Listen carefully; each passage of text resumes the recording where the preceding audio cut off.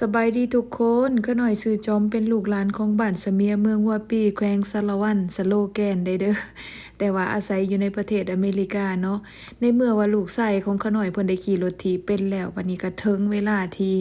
พ่อกับแม่จำเป็นต้องได้พาเพิ่นไปตามหารถถีบได้บัดนี้นะขาน้อยก็เลยถือโอกาสถ่ายเอาบรรยากาศในการเดินทางเล็กๆน้อยๆมาให้พี่ให้น้องได้เบิ่งนํเนาะตัดภาพมาคราวเดียวหนึงก็ฮอดหารถถีบแล้วไวปานขี้ตัวเนาะว่าบ่พี่น้อง ลูกชายคนขน้อยหลังจากที่แบบว่าเพิ่นมาฮอดตลาดแล้วเพิ่นก็มาลองขี่เบิ่งเนาะว่าไส้ใดที่มันเหมาะสมกับเพิ่นหั่นนะเพิ่นมักไส้นี่รถถีบอยู่ในตลาดนี่นะถือว่าหลายช่วงนี้นี่นะบ่ว่าจะไปตลาดใดก็ตามที่แบบว่ามันเป็นซุปเปอร์มาร์เก็ตใหญ่ๆหั่นนะจะมีให้เลือกหลายแบบหลายสไตล์แบบซี่นี่แหละพี่น้องก็มีตัวถูกตาอยู่ได้ขน้อยก็ได้ก็มีความคิดว่าอยากได้อยู่ให้ลูกขี่เก่งๆก่อนแล้วขน้อยก็จังสิอันนั้นนะสิซื้อเอาคือกันกับเพิ่นพอได้ขี่เป็นหมู่เพิ่นหั่นนะวันนี้ขาน้อยอยากจะเว้าเกี่ยวกับเรื่องรถถีบสู่พี่สู่น้องพังเนาะสำหรับอยู่รัฐขาน้อยอยู่นี่นะคนจะนิยมขี่รถถีบหล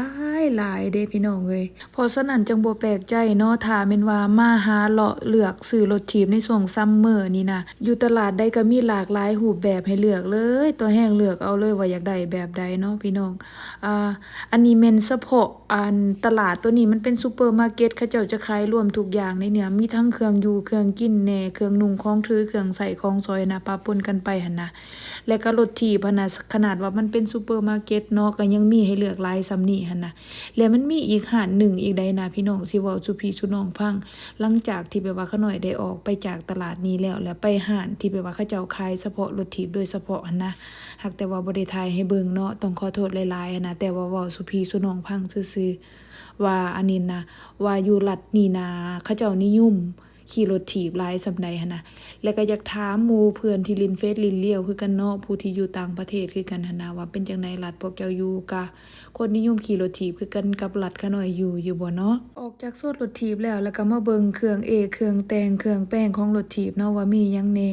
มีครบเบิดซุอันพันแนวเลยอันคันเว้าเรื่องเกี่ยวกับรถถีบนี่ขาน้อยก็บ่ค่อยถนัดปานใดเนาะส่วนใหญ่ก็แบบว่า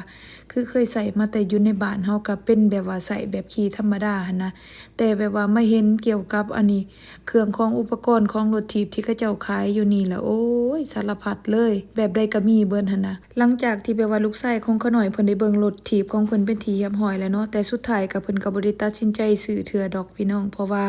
เพิ่นมาเบิ่งซื่อๆหั่นนะว่าเพิ่นจะมักบ่หรือบ่มักบ่แล้วเพิ่นจะกลับไปคิดอีกเทื่อหนึงเพิ่นว่าหั่นนะและหลังจากนั้นแล้วแม่นขาน้อยก็ย่างออกมาโซนเบื้องเขาเจ้าขายเครื่องปลูกของผังน้อยหนึ่งเนาะ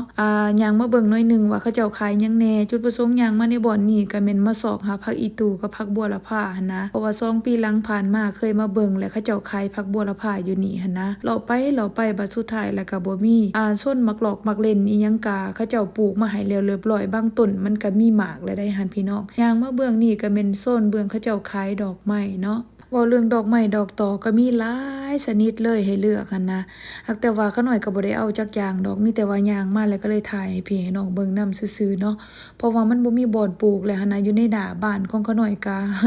ขาน้อยได้หว่านดอกดาวเรืองหว่านดอกกรกับเต็มเบิดแล้วหั่นนะ